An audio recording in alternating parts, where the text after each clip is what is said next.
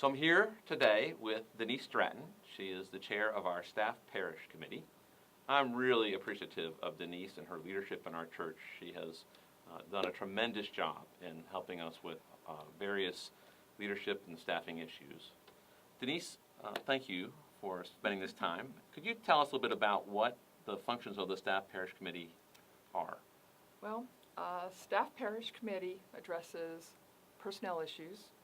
That would include salaries, benefits, and the overall well-being of our staff.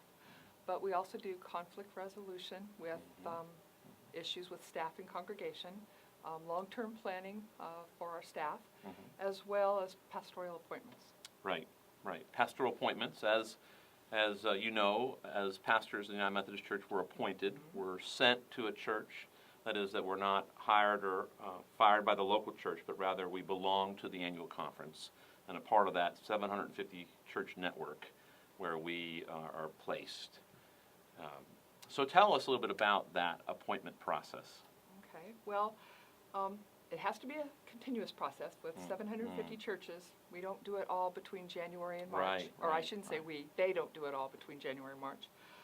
But the cabinet does make the recommendations between January and March, with the announcements being this Sunday, Announcement Sunday. And the cabinet is the bishop and the district superintendents. Yes. Yeah, right. So the cabinet makes those decisions, but it's based on information that comes from yourself, pastor of the church, the local church, the staff parish, and from the district that you're located. All of this information is what they use to determine where you will be appointed. But on top of that, the local church or yourself could request a change or to stay in a church. We, staff parish, have to make a commitment in January whether we want you to stay or change.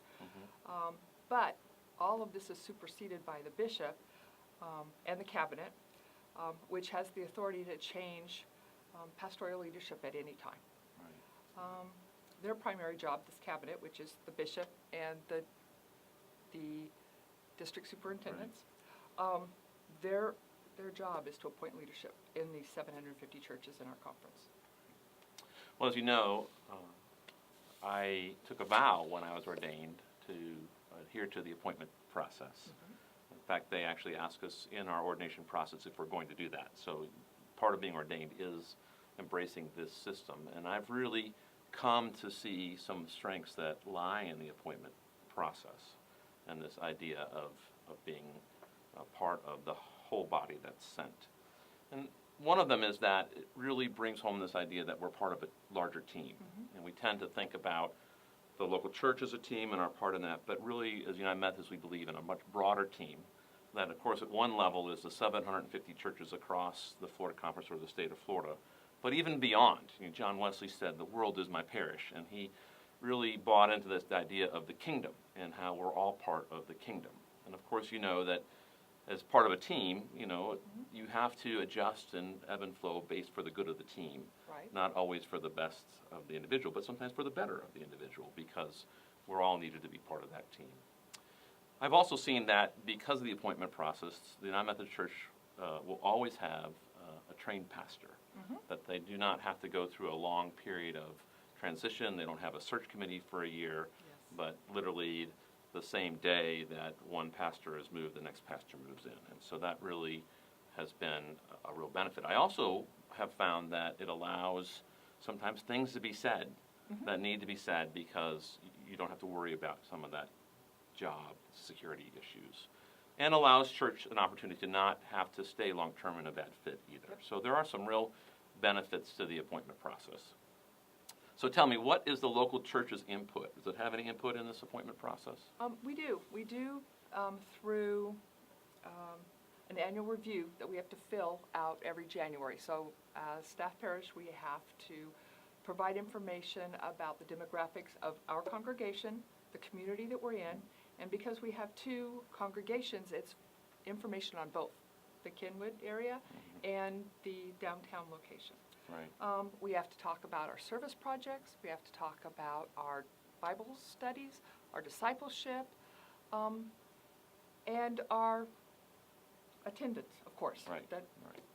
But those are the types of things that go into that questionnaire that they use, the cabinet, when they're looking at appointments and changes. Again, staff parish has to say in January whether we would like a change or we would like things to stay the same. And if we know that the associate pastor is going to change, or we think they'll change, we're allowed to do some interviewing to look at a recommendation for the associate pastor.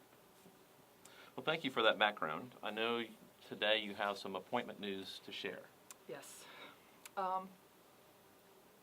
Our senior pastor, David Miller, is being appointed to First United Methodist Church, Winter Park. Staff parish did not request this change, and David did not request this change.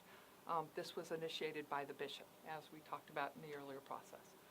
But in addition, our associate pastor, Don Warden, is being appointed to First United Methodist Church, South Miami, as a senior pastor. Dawn did not seek this change. However, I think it's a really great thing for her because it's an opportunity for her to grow in her calling and to be a senior pastor in her own church. Okay. Well, tell us, we know who's coming, right? Part of that appointment process, Right. so someone follows along, and who is being appointed here? So we are receiving Craig Nelson. Craig is currently the district superintendent of the Southeastern District, which is the Miami area.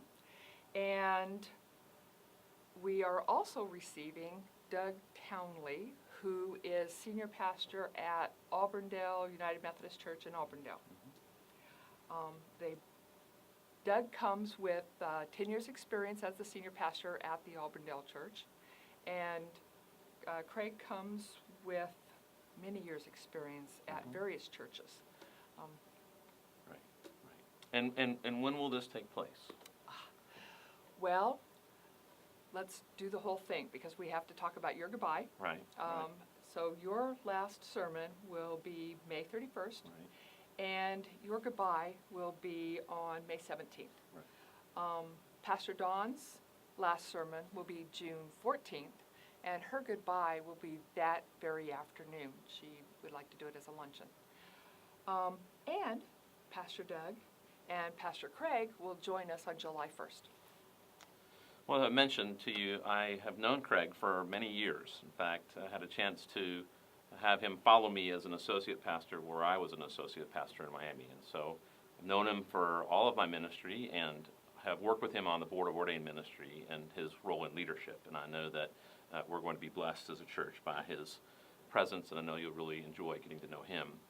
Doug Townley is someone we interviewed for, and we're very excited about him coming and the unique gift set that he brings, and is a very outgoing, talented man as well. And so I believe God is going to bless this church with this leadership that's coming. It is. I'm sad that you're leaving. I'm sad that Pastor Dawn is leaving. But I'm also very excited for both of you and for our church. There's some wonderful opportunities ahead for us. Change is hard, but it's good. Well, thank you, Denece, for You're welcome. sharing that information.